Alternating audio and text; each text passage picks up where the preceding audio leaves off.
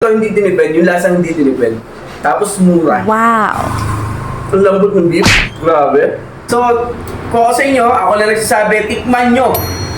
Sigurado ako hindi ako mapapahiya. Kasi talaga masasatisfied ka kung may hahanapin ka. So, yung mga estudyante na gusto maghanap ng hindi tinipid na pagkain, affordable na masarap,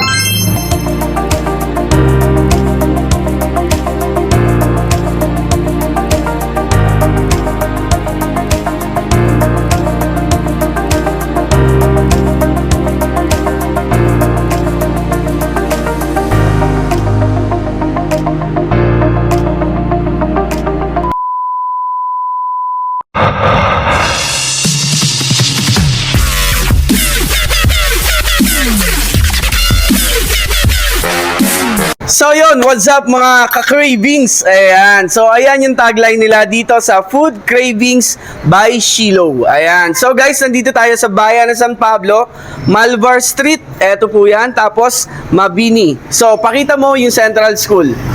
Ayan, so ito yung location nitong lugar ng Food Cravings by Shilo. So guys, ito, balita ko, ito daw yung best kakanin in town dati. So, yung Black Chinta, kung familiar kayo, during the pandemic days. So, sila yung nagpapa-order dati na meron sila mga catering, ganyan.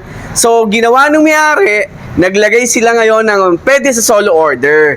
So, yan, pwede na kayo mag-dine-in dito, bukod sa delivery or pwede mag-order. Andito yung store nila for solo order. So, tara, tikman natin kasi nakikinig ko na rin tong Shilo na to na marami daw umu-order ng mga party trays. Ayan, so mabenta daw yung mga kaldereta, dinuguan, so marami pang iba. So tingnan nyo rin yung page nila, visit nyo yung page nila para makita nyo yung menu, no? So tara, sa ngayon, titikman natin yung mga solo orders nila dito sa kanilang store. So tara, samahan nyo ako. Let's go! So yon guys, mga katikman, eto na. Titikman na natin ang Food Cravings by Shilo. Ayan, so mali pala ako kanina, Shilo yung sabi ko. So ang tamang pronunciation niya ay Food Cravings by Shilo. So yun nga, katulad na sinabi ko, sikat sila sa mga food trays. So eto, tikman natin yung mga solo orders. So eto, kanina pa ako naglalaway kasi sabi, marami daw bumibili ng kaldereta sa kanila. So ito yan guys, madaming cheese guys, oh. Wow. Wow. So yun, kita ko na agad sa karne niya. Yan, kasi makikita mo ka sa karne kung malambot siya or hindi. So sa texture pa lang niya. So tikman natin So baakin ko na. Yun, madali siyang hiwain guys.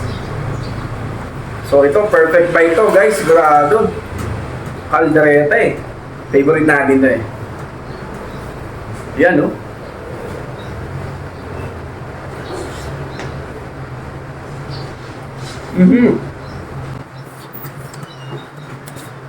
Guys, as expected, alam mo yung kaldereta hindi tinipid yung mga rekado? Ando lahat di ba? Kasi ibang kaldereta, purong tomato sauce lang, di ba? Sobrang, yun lang yung marami. Pero ito hindi tinipid, yung lasang hindi tinipid. Tapos mura, di ba? Saka po, pwedeng pang ulam, pwedeng pang pulutan. Kasi ito naman, creamy beef mushroom. Wow! Isa pa din daw ito sa bestseller nila.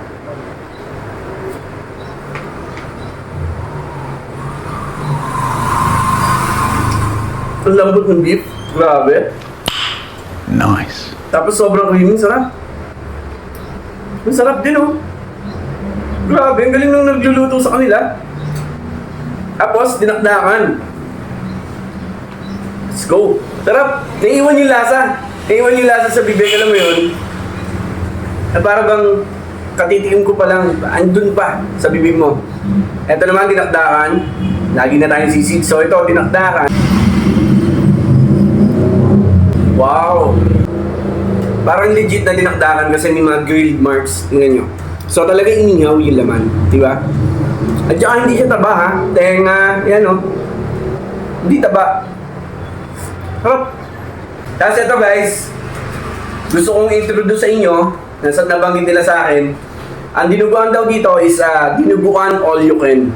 Dinuguan at saka puto for only 179 yata. So lagay ko na lang dito sa baba. Dinuguan all you can at saka puto. So yan, puto, syempre, bagay na bagay ang dalawa. Tikman natin ang dinuguan nila.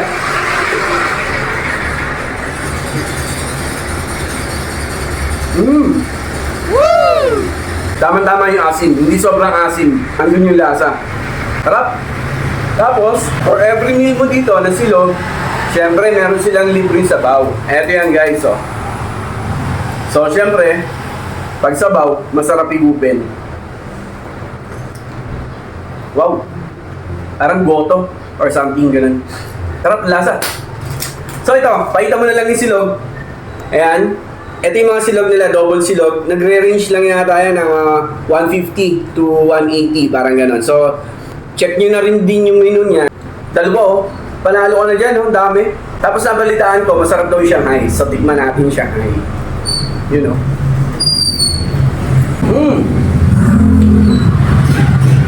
Madami naman guys. Sarap. Nice. Tapos yung chicken, malaki. Breaded. Oh. Tignan natin ah. Para nakakatakam yun.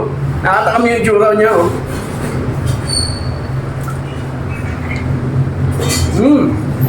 Guys, purong tikim pa lang yung ginawa ko. Talagang, alam mo yun, satisfied na yung cravings ko. Kasi nung sa araw ko pa rin naghahanap ako ng kaldereta na masarap. So ito, tapos yung creamy beef. So, balikan ko kayo mamaya. Kakain lang ako para i-enjoy ko muna ano. So, balikan ko kayo. Thank you. A few moments later. So yun guys, tapos na tayong kumain. Nakakatuwa itong yung drinks nila. Sila lang yung gumawa. Kumbaga, homemade, pero special. So, Shiloh Special yung tawag nila dito. Yan, may iba't ibang flavor. Masarap po. So, pinagsama ng sweets and drinks. Yan, magkasama na. So, yun guys, sabihin ko na yung review natin overall. Guys, kaya pala sila malakas sa catering. Yan, meron silang catering nga pala guys. Kasi masasarap talaga yung pagkain.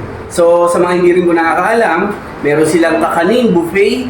Ayan, yung mga paborito natin mga kutsinta. Ayan, nagkikater din sila nun. At syempre, grazing table. So, sa mga naghahanap din ng mga grazing table, nagpo-provide din sila or nag-cater din sila ng grazing table. So, yun. Kumain tayo, kasama natin si Mrs. Stickman. So, Mrs. Stickman, ano ang iyong palagay? Masarap ba? Sarap. Lalo na itong favorite ko itong kaldereta. Favorite ko yan eh. Gaya-gaya ka eh. Favorite ko din to. Tsaka itong dinuguan. Oo, yung Masarap dinuguan. din. Ako nga kumain ng puto eh. Oh. Yan. Yeah. Tsaka itong sausage. Juicy siya. Juicy. Oo nga, hindi matigas no? Yung juice kanina.